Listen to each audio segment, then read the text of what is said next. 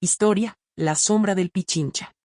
En las alturas de Quito, el volcán Pichincha siempre ha sido una presencia imponente, vigilando silenciosamente la ciudad que se extiende bajo su sombra. Los quiteños lo miran con respeto, y algunos incluso dicen que en su cima se ocultan secretos antiguos, leyendas enterradas bajo las rocas y la niebla. Pero pocos saben de la verdadera amenaza que se oculta en las noches más oscuras, cuando la sombra del Pichincha se despierta. Todo comenzó una noche de tormenta, cuando Martín, un joven excursionista apasionado por las montañas, decidió escalar el Pichincha para probarse a sí mismo. Sabía que las condiciones no eran las mejores, pero sentía una atracción inexplicable hacia la montaña, como si algo lo llamara desde lo profundo de sus entrañas. A pesar de las advertencias de los habitantes locales, quienes siempre le decían que no subiera solo y menos de noche, Martín se aventuró bajo la tormenta, convencido de que nada podría detenerlo.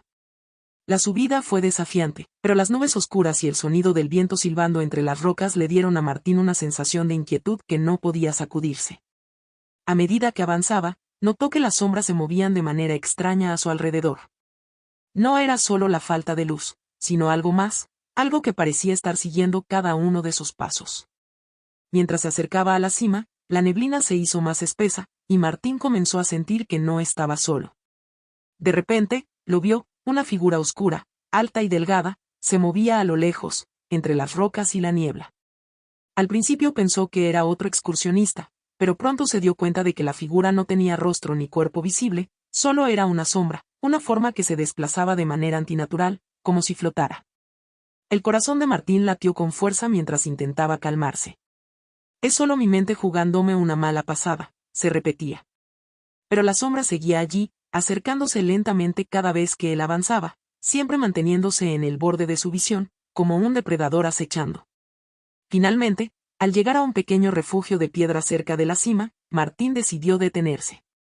La tormenta estaba empeorando, y los truenos resonaban con fuerza en el cielo. La sombra había desaparecido, pero el aire a su alrededor se sentía cargado, como si la montaña misma estuviera viva y observándolo. Martín encendió una linterna y exploró el refugio. Las paredes estaban cubiertas de musgo y grietas, pero lo que más le llamó la atención fue una serie de extraños símbolos grabados en la roca, dibujos antiguos que no reconocía. Parecían representar figuras humanas, pero cada una de ellas estaba rodeada por algo oscuro, una sombra que parecía consumirlas. Una ráfaga de viento hizo temblar la estructura, y en ese momento Martín escuchó un susurro, un murmullo que no provenía del viento. Era una voz, baja y gutural, hablando en un idioma desconocido. Se giró rápidamente hacia la entrada del refugio y allí, en la oscuridad, la vio de nuevo, la sombra. Esta vez, estaba mucho más cerca, y aunque seguía sin forma definida, Martín sintió una presencia maligna que lo envolvía. El susurro se volvió más fuerte, resonando en su cabeza como si alguien estuviera hablando directamente en su mente. «Has venido, como los otros», decía la voz, mientras Martín intentaba retroceder. La montaña siempre toma lo que es suyo. El pánico se apoderó de Martín. Intentó salir del refugio, pero la sombra bloqueaba el camino. Su cuerpo se sentía pesado, como si algo invisible lo estuviera deteniendo, absorbiendo su energía. El aire se volvió denso, y su linterna comenzó a parpadear.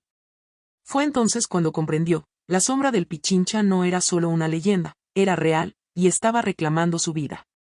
Martín intentó correr, pero sus piernas no respondían. La sombra se acercaba más, envolviéndolo poco a poco, mientras el susurro se convertía en un grito ensordecedor dentro de su mente. La oscuridad lo consumió por completo, y en su último aliento, entendió el destino de aquellos que desafían la montaña.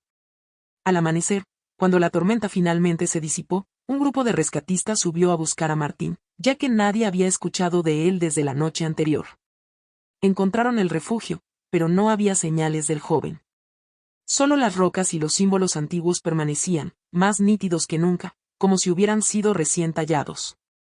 Días después, los rescatistas reportaron algo inquietante. En la cima del Pichincha, varios excursionistas aseguraron haber visto una sombra sin forma flotando entre las rocas, siguiendo a los que se atrevían a subir. Desde entonces, la gente del lugar ha hablado de la maldición de la sombra del Pichincha. Dicen que cada cierto tiempo, la montaña reclama un alma, alguien lo suficientemente audaz o insensato, para desafiarla en la oscuridad.